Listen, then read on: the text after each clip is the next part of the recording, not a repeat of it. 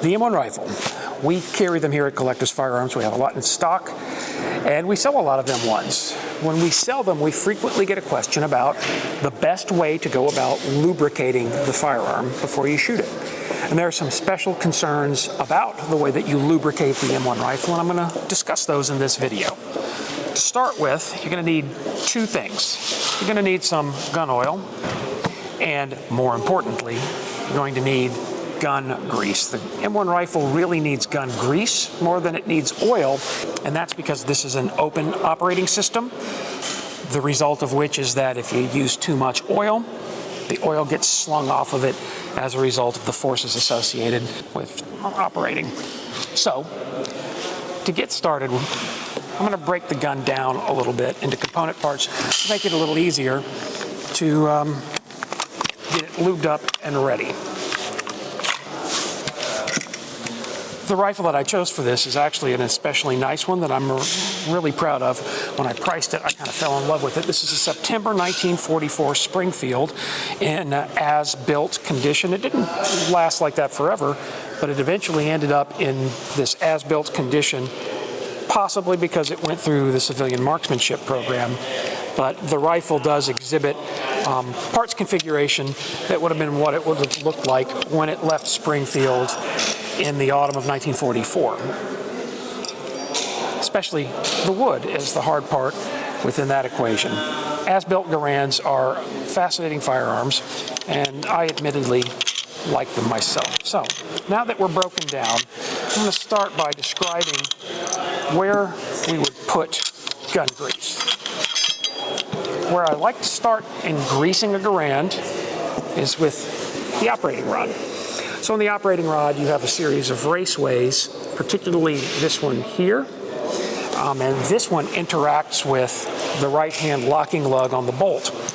And so within that cutaway of the operating rod, I like to start off, particularly within this cutout of the Garand operating rod, I like to start off with a healthy dose of gun grease, using grease in particular for these areas because there's a lot of friction as the bolt maneuvers in and out of battery. As it locks and unlocks, that right bolt locking lug is going to produce a lot of friction within that cutout, and that's why it's best to have this well lubricated with gun grease. So you can see I've got grease inside. I now have a nice layer of grease on the right locking lug of the bolt.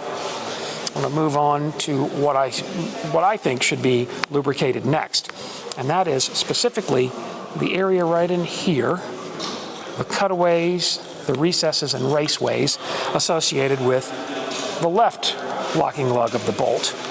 I like to distribute some grease right into that so that as the bolt is moving in and out of battery, in and out of lock, it's not generating heat and friction, it's being lubricated as it completes that job. So now we've got lube in the raceway associated with the left locking lug. We've got lube in the locking area associated with the right locking lug. Then the recess here or raceway here for the operating rod.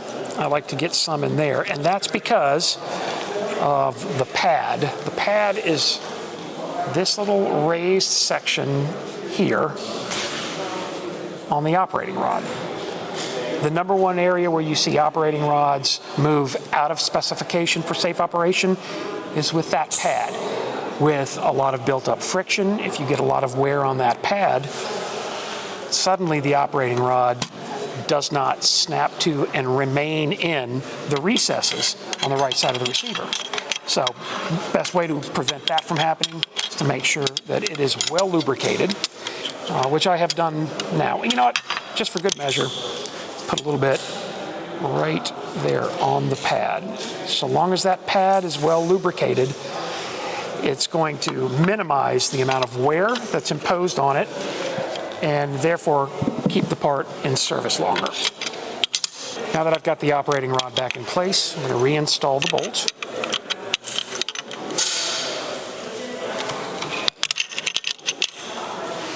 And then the critical step of attaching the right locking lug to the operating rod. by making sure that that raceway is open and lubricated. Pop it in. Now I'm going to snap the pad into the raceways on the right side of the receiver.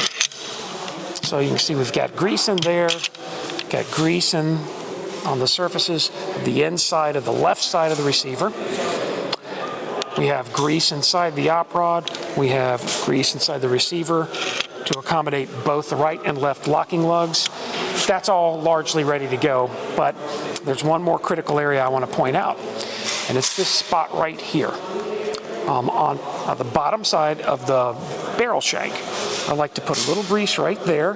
Doesn't need to be a lot, but grease there because as the op rod reciprocates through the operating cycle, it will produce a wear pattern. You can even see as I'm just moving it with my hand, there's wear there. The more that that's lubricated, the more it will reduce wear and tear. That's really all I need to do there. So let's put this thing back together. One thing I do like to do when I reinsert the magazine follower, so I like to make sure that there's some lubricant there.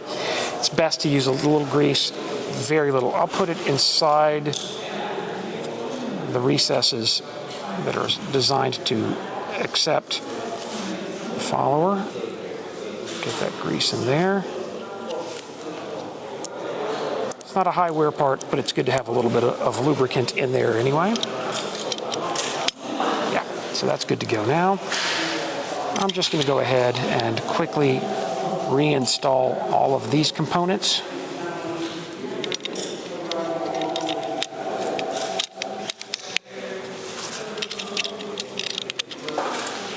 The Garand is a complex machine with a lot of moving parts, 172 parts in entirety on the rifle, and so they have to be reassembled correctly in order for the system to operate. But the great thing about this system is that this is one heck of a rugged operating system.